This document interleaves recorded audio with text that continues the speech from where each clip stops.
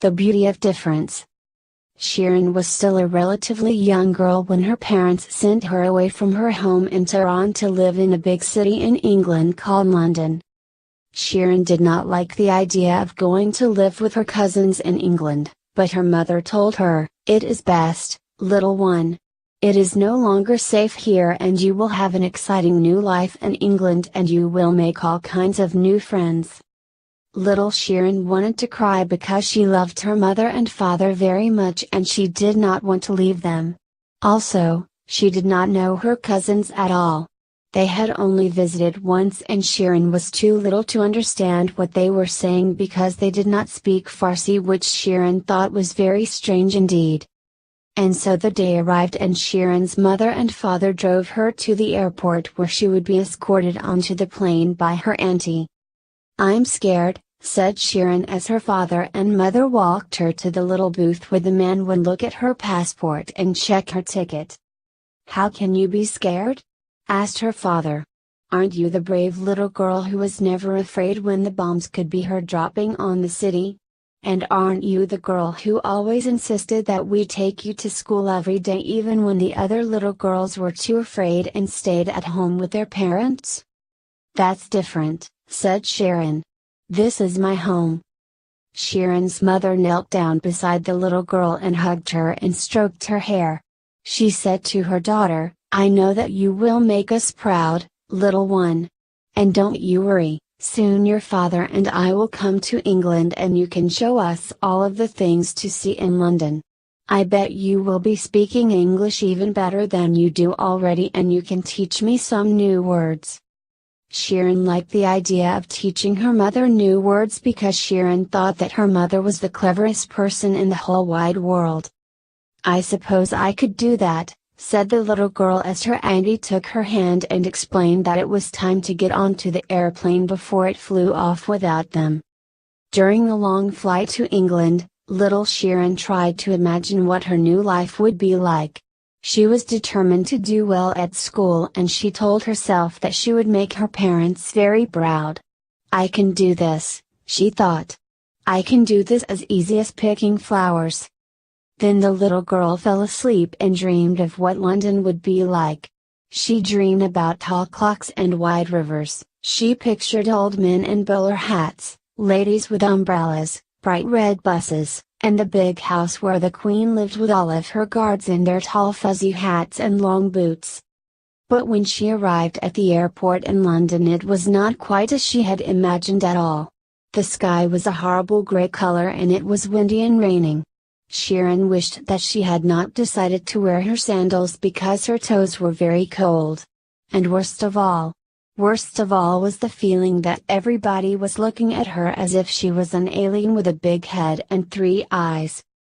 Shirin noticed with surprise that she was the only one wearing a chador. A girl standing close by pointed and laughed and asked her mummy, "Why is she wearing a big cloth wrapped around her like that?" The mother pulled the little girl away and told her that it was rude to point.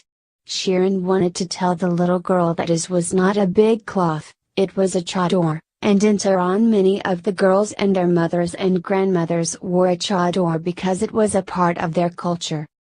Of course, Shirin wanted to take her chador off because she did not like being stared at in such a way, and she wished that she was back in Tehran where it was sunny and her toes would be warm once more. "Let's get you home," said her auntie as she hurried the young girl into a big black taxi with an orange light on its roof. Shirin thought that the taxi driver sounded very funny. Not at all like her English teacher Mr. Rahimi. He said things like "blimey" and "alright love," "where to?" Little Shirin did not understand these words, but luckily her auntie seemed to understand and they were soon whizzing through the city towards her new home. Shirin wanted to ask her auntie why she did not wear a chador in England even though she always wore one when she visited her mother in Tehran. She must be in disguise, thought the young girl. But Shirin also remembered that her mother had always told her it was no use trying to hide her true self from others, so Shirin wondered why her auntie chose to be in disguise when in England. London turned out to be a very strange place indeed. It rained every day for the first week and Sharon did not think much of British summertime at all. She had trouble understanding what people were saying even though she was told that her English was very good. And it turned out that not just anybody could go and say hello to the Queen in her big house even though there must have been 100 rooms in which to welcome visitors and have tea.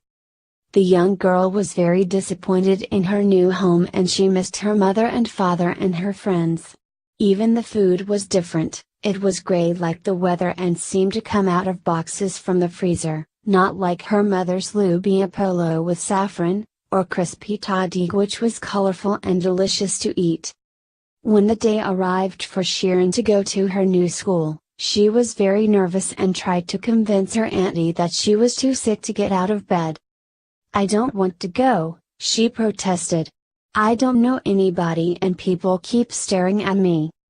"There are lots of girls at school who wear a chador just like you, little one," said her auntie. "I am sure you will make lots of friends today, you just wait and see." But it did not go that way at all, not at first.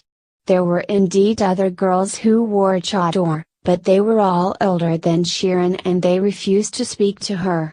The girls in her own class pointed and laughed. They all had light brown hair or blonde hair and blue eyes, and they did not want to make friends with the new girl because she was different from them and had dark skin and dark eyes and wore a chador. It did not feel good to be so different from others and Sharon wished once more that she was back home with her mother. It was during lunch break, as she was sitting in the corner of the playground planning her big escape back to Tehran, that a young boy approached little Sharon. "My name is Stephen," said the boy. "Would you like to share some of my milkshake with me?" And with that the young boy offered Sharon his strawberry milkshake with a straw in the top. Sharon thought that the milkshake tasted amazing and had to stop herself from drinking it all up. "Don't pay any attention to the others. They're mean to me too sometimes because I live with my mom. My dad left us a long time ago and now it is just the two of us. My mom is brilliant and looks after me really well, but we don't have much money and they always laugh at me because they say I am poor and have dirty clothes." Stephen looked down at his blazer and shoes and shrugged. "They are not dirty, they're just old." The young boy suddenly broke into a big smile. "They are silly anyway. What do they know?" Sharon laughed because Stephen had a lovely smile and he also had a big strawberry mustache from pulling out the straw of his milkshake and drinking straight from the bottle, all down in one with a glugging sound. The young girl had to admit that she had never let other people's opinions bother her before, so why should she start now? "You're right," she said, "what do they know anyway?" And in exchange for giving her some of his milkshake, Sharon pulled 4 pieces of baklava from her pocket and shared the sweet pastries with her new friend. "I think your headscarf looks cool," said Stephen as he wolfed down a whole piece of baklava in one go. "It called a chador," Sharon told him. The young boy rolled the words around in his mouth along with the sugary baklava. "Well, it looks really cool," he said. Suddenly Stephen pulled his blazer up over his head so that he too was wearing a kind of chador. Sharon had to laugh again as the boy looked very funny indeed. She imagined that her mother and father would like Stephen very much because he was a strong person and always looked on the bright side of life, which Sharon's mother said was very important for people to do. Soon the two were lost in games of make-believe and adventure, running about in the corner of the playground, chasing each other all over the place. They exchanged stories and Sharon told Stephen all about life in Tehran, and Stephen told Sharon about all of the cool things you could do in London, like play in the big park or go to the zoo or the cinema. There was even a huge wheel that you could ride in. They built it right on the edge of the River Thames. "It's massive!" he exclaimed as he made a big circle in the air with his arms.